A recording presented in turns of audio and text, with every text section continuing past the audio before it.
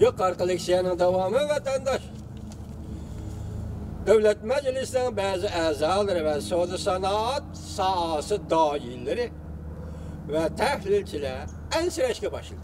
Çünkü Amerika savdo kelishimi imzolasa qanday bo'ladi degan masalalar bo'yicha yuqoriqilar ensirashga başladı. Ular aldırab dinab kelishim imzolaganda Jungo qurolma xarakterli islohot elib berish, haydakchilik qilish va ilgari surish maqsadiga yetkili bo'lmaydi deb ensirashgan. Qanday hozirgi ensirash savdo tijorat sohasidan olib chiqyapti. Chunki biz sizlarga tushuntirdik va tushuntiramiz ki vatandaş qurolma xarakterli islohot elib berish bu davlat siyosat tuzumini, davlatning ijtimoiy siyosiy tuzumini o'zgartirishga bordi degan edi. Hozir agar bu masala tashlanib qoldigan bo'lsa, aldirab dinab Jungo bilan kelishim imzolaydigan ish bo'lsa, nima deydi? Devlet Meclisi'nin bazı azaları ve savdo sanat sohasidagi yetakchilar doira hem de shundoqlar boshqalar ashundaq deb ensirashga başladı deydi. Bu noktada siz mi ensiraysiz, biz mi ensiraymiz? Bu yerda qurolma xarakterli islohot Jungo uchun aytganda elib berilgan bu islohot siyosiy islohot bo'ladigan bo'lsa, buning ichida sizning manfaatingiz bor vatandosh, bizning manfaatimiz bor vatandosh. Eğer şunda islohot Jungo'da başlanadigan bo'lsa, oxirida so'zi şeyli ensirashga başladı. Amerika Qo'shma Shtatlarining savdo vakili Leitzer yig'inda ikki taraf yuqori darajaliklar suhbatida ko'p qatim mundaq ko'rsatdi. Ikki taraf o'tkazayotgan, ya'ni Jungo'da qurolma xarakterli islohot elib berish ancha ilgirlash bo'lmadi. Leitzer bir adrasını eğitiyordu, demek bir yerde ilgirleş bulmadı. Mesela Jungo siyasi sahada değil, o çıkarakke kubal kılıçta halamayı batırdı. Kubal kılıçta halamayı batırdı. Leitzer savdo meselesi de Jungo'ya devamlı besim işletişin teşebbüs kıldı. Leitzer savdo vekili Amerika Qo'shma Shtatlarining shundaqli bo'qatinqi Jungo Amerika savdo suhbati de Amerika savdo suhbat vakillarining boshlig'i, yetakchisi. Bu kishi biz yana davomli Jungo'ga besim ishilishimiz tashabbus qilyapti. Bu yana Leitzer efendi o'tgan haftaning 3-chi kuni Davlat Majlisi pul ajratish komitetiga o'tkazilgan guvohlik berish yig'inida mundaq ko'rsatdi. Faqat Jungo'ning Amerika mahsulotlarini ko'p sotib olish deb bergan va'dalarga tayiniblar. Mesela Jungo Amerika'dan ko'plab mahsulot ishlab chiqarish mahsulot sotib olaman deb bergan va'dalarga tayiniblar. Amerika Jungo savdo kelishimini imzolashga bo'lmaydi. Leitzerning gapini keskinligiga qarang. Kelishim nihoyat zo'r qurolma xarakterli islohot elib berishni o'z ichiga olish kerak. Mana maqotandek gap. Qisqacha aytaylik, Leitzerning tarjimaladi bu kishi, bu hurmatli kishi, ayni chaqda sobiq prezident Reagan hukumati ichida vazifa o'tagan kishi ekan. Bu nuqta esinglarda bo'lsin. Hozir bu yer nima deydi? Savdo suhbati deydi hozir olqib chiqib siyosat maydoniga qadam tashlab Leitzer savdo suhbat kelishimi nihoyat zo'r qurolma xarakterli islohot elib berishni o'z ichiga olish kerak. Balki ijro qilinish kerak. Kelishimga qurolma xarakterli islohot elib berishni kirish kerak. Kirishda emas, balki icra qilishmi derhal başlanış kerak. Bu şu vaqtda Davlat Majlisi a'zolariga mundaq deydi. Ikki tarafning suhbati haqiqatan zo'r ilgirlashga erishdi. Lekin yana nurg'un xizmatlarni ishlashimiz kerak.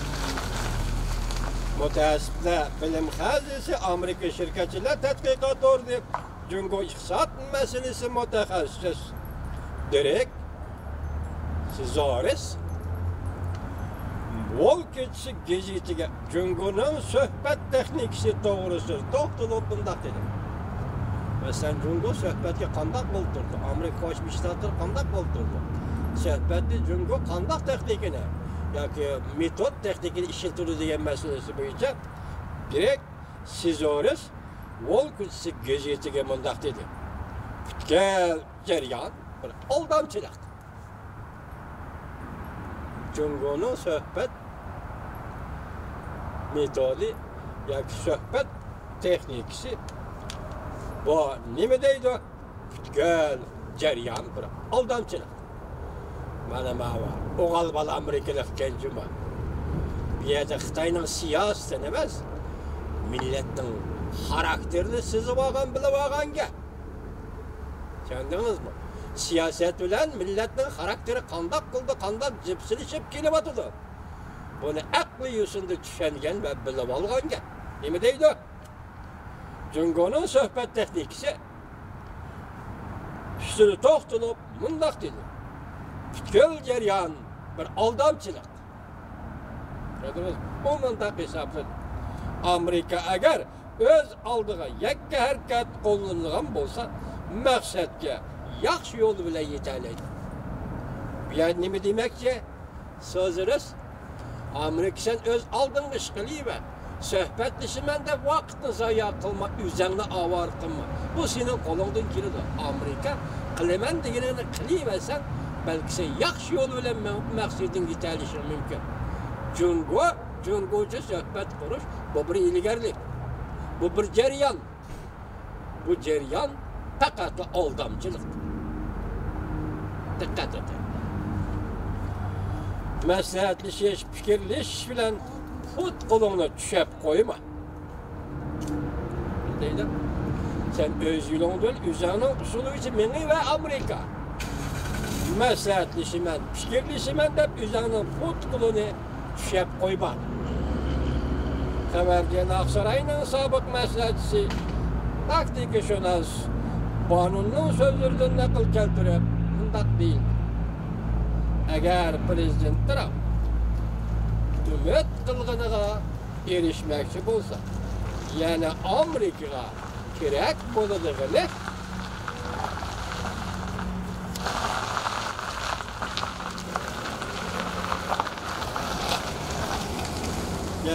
Amerikaga kerak bo'ladigini Jungoning qurilma xarakterlik islohot elib berishi bo'ladigan bo'lsa, undaqda Jungo tamojna beji qo'yishning besimini vaqti Jungoga tamojna beji qo'yishning besimini kuchaytirishga to'g'ri keldi.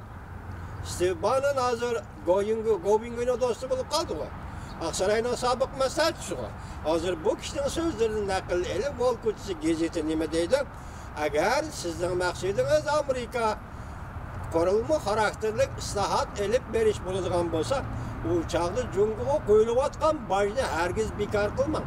Davomli boj qo'ying. Shu vaqtida u qurilma xarakterlik islohot elib berishni ma'qul deydi. Bu Stebanoning fikri ekan. Endi Vyetnamda o'tkazilgan prezident Trump bilan Kim Jong Un suhbatining mag'lub bo'lishi Amerika Jungo savdo suhbatiga ta'sir ko'rsatishi mumkin. Diqqat eting. Chavshan bilan elib borgan Kim Jong Un bilan elib borgan prezident Trumpning savdo suhbati endilikda kelib, Jungo Amerika o'rtasidagi savdo suhbatiga ta'sir ko'rsatishi mumkin.